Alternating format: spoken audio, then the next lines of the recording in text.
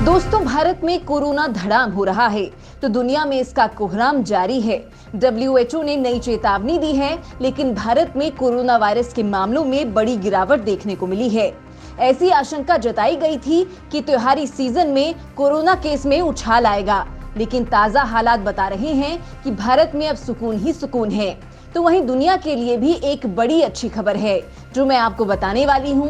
लेकिन देश के ताजा हालात की बात करूं तो देश में पिछले एक दिन में 10,900 नए मामले सामने आए हैं, तो वहीं अब केवल 1,46,000 केस ही बचे हैं। देश में लगातार पिछले एक महीने से 20,000 से कम मामले आ रहे हैं। तो वहीं सरकारी आंकड़ों के मुताबिक दैनिक संक्रमण दर इस समय 1.35% है, जो कि लगातार पिछले 33 दिनों से 2% से नीचे है। तो वहीं दोस्तों, कोरोना के इलाज में अब एक गेम चेंजर खबर आ गई है। वैज्ञानिकों ने बनाई कोरोना की गेम चेंजर दवा। पहली बार अब कोरोना मरीजों को दी जाएगी दवा।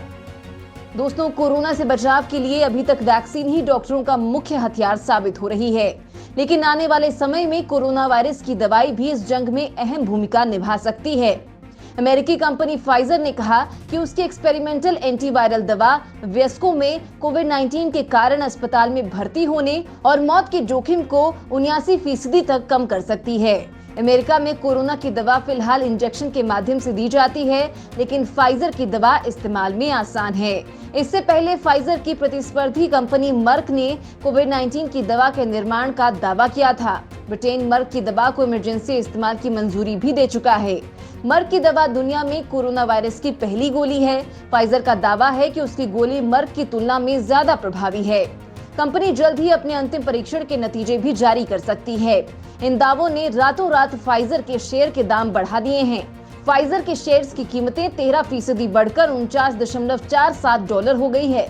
वहीं मर्क के शेयर के दाम 6% की गिरावट के साथ 84.69% हैं। हालांकि दोनों ही कंपनियों ने अपनी ट्रायल का डेटा उपलब्ध नहीं कर पाया है।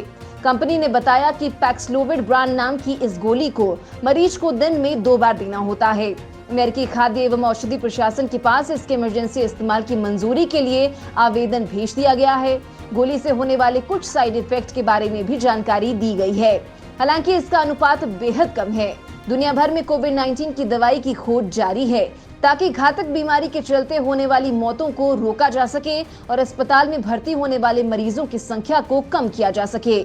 शुक्रवार को फाइजर ने अपने अध्ययन के शुरुआती परिणाम जारी करते हुए इस गोली के बारे में सूचना दी। इस स्टडी में 775 वयस्कों को शामिल किया गया था। कोरोना का खतरा अभी तक नहीं टला। घरेलू पालतू जानवरों में मिला कोरोना।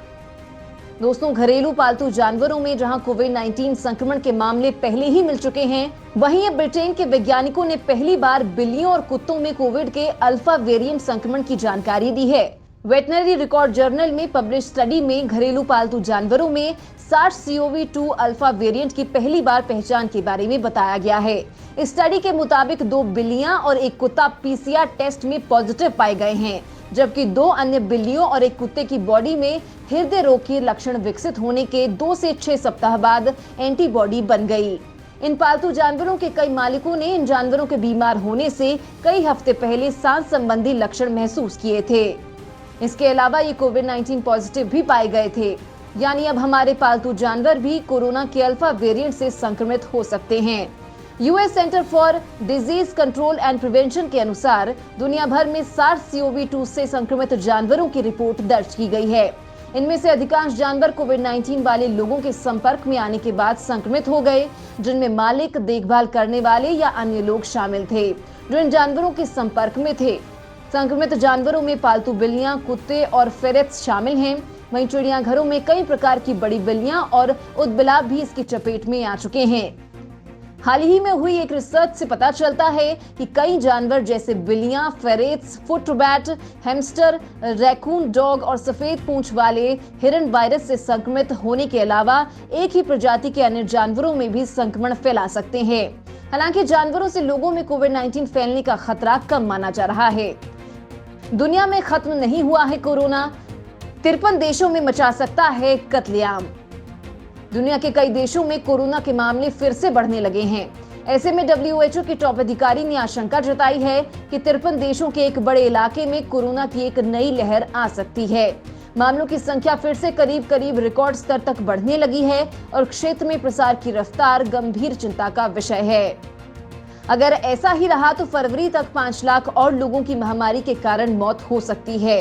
यूरोप और मध्य एशिया के 53 देशों के क्षेत्र में कोरोना वायरस की एक और लहर आने का खतरा है या वे पहले से ही महामारी की नई लहर का सामना कर रहे हैं।